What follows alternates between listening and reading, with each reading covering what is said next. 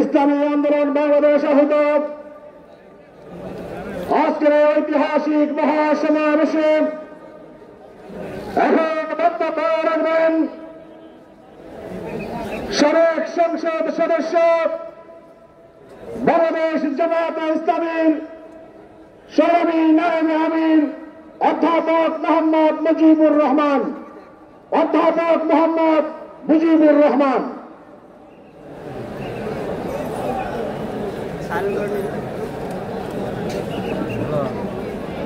ইন্নাল হামদুলিল্লাহ ওয়া সলাতু ওয়াস সালামু আলা রাসূলিল্লাহ। সংগ্রামী সভাপতি বাংলাদেশ ইসলামী আন্দোলনের সম্মানিত পীর সাহেব শুধু নয়, তিনি বীর হয়ে গেছেন।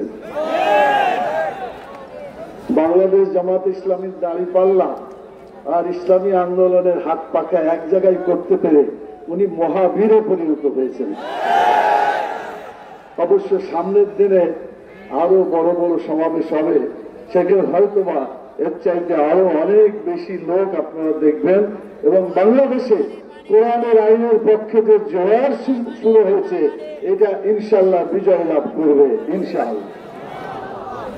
সম্মানিত ভাইরা, 1947 সাল থেকে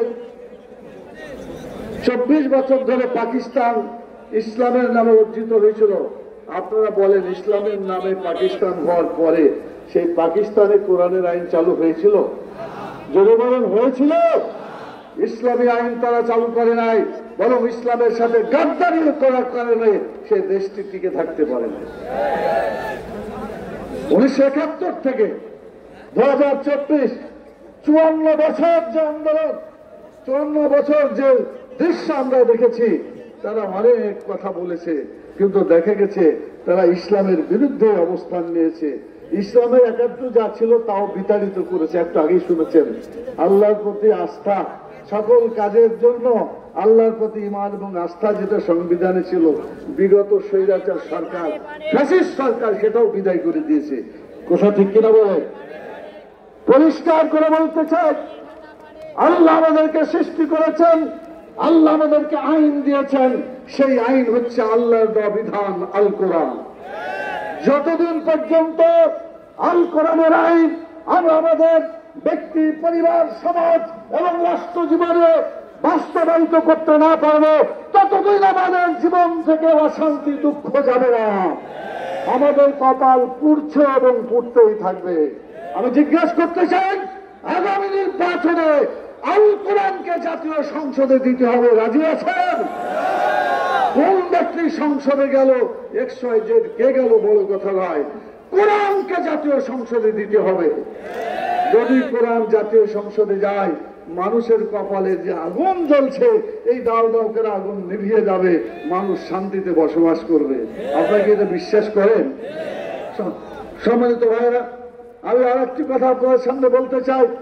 এতক্ষণ পর্যন্ত যে সমস্ত ভাইরা কথাবার্তা বলেছেন সবগুলাই ভালো কথা, ও কথাগুলো আমারই, যার ফলে যা বলবো পুনরাবৃত্তি হবে। সেজন্য আমি সময়কে একেবারে শেষ করতে চাই।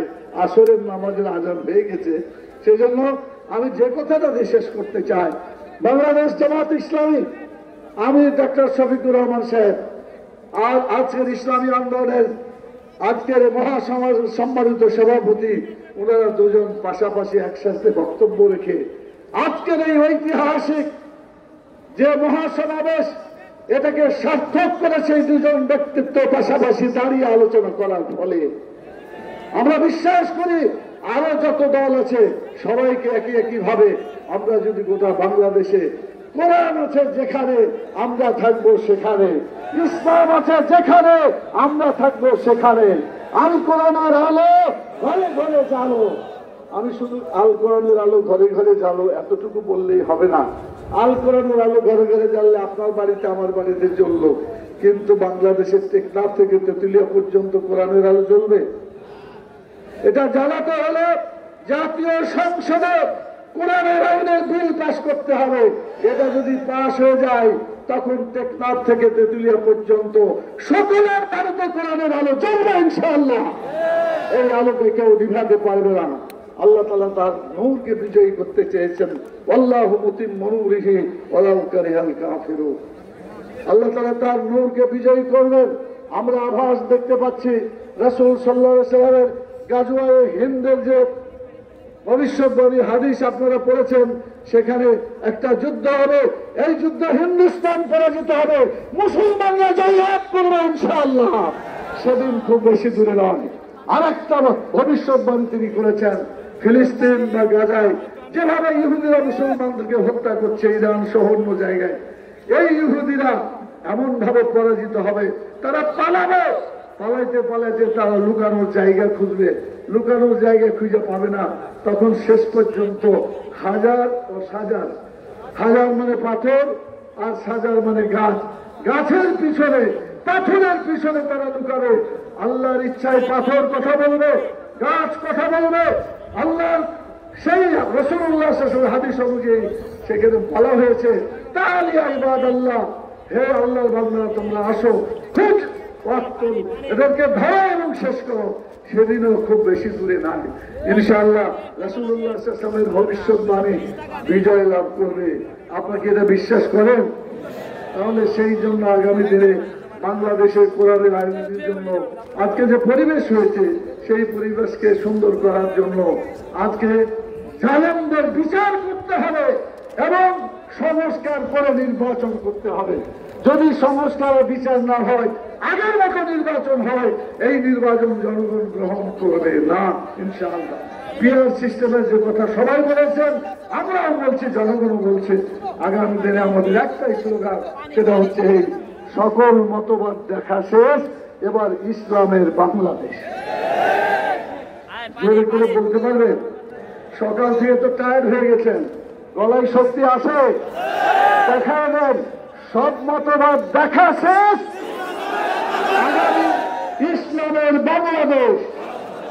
আমরা সেই বাংলাদেশকে ইসলামী রাষ্ট্র বানাতে চাই। মুহাম্মদুর রাসূলুল্লাহ সাল্লাল্লাহু আলাইহি সাল্লামের সেই শীত পদ্ধতিতে তিনি যেভাবে চালিয়েছেন, আল্লাহ তাআলা আমাদের সবাইকে সীসাধারা প্রাচীরের মতো, কান্নাহুম বুনিয়ানুম মারসুস, সীসাধারা প্রাচীরের মতো ঐক্যবদ্ধ হয়ে আন্দোলনকে বিজয়ী করার তৌফিক আল্লাহ তাআলা দান করুন। সবাইকে অসংখ্য ধন্যবাদ জানিয়ে ইসলামী আন্দোলন বাংলাদেশের নেতৃবৃন্দ আমাদেরকে দাওয়াত দিয়ে এবার আমার মনে হচ্ছে ইতিহাসের এই প্রথম আমাদেরকে এই এত বড় জায়গায় এই পরিবেশের তারা কথা বলতে দিয়েছেন। আগামী 19 তারিখে আবার আপনারা সেই দৃশ্য দেখবেন ইনশাআল্লাহ। আপনাদের সবাইকে ধন্যবাদ জানিয়ে এবং আল্লাহ তাআলার শুকরিয়া আদায় করে আমার কথা শেষ করছি। দয়া করে আল্লাহ তাআলা আমাদের গুনাহ খাতাকে যেন মাফ করে দেন এবং আমাদের গুনাহগুলোকে নেকিতে পরিণত করে দেন, এবং আল্লাহ তাআলা যেন কাল কিয়ামতে আমাদের গুনাহ খাতা মাফ করে দিয়ে একই সাথে জান্নাতুল ফেরদৌসে বসবাস করার তৌফিক আল্লাহ তাআলা দান করুন।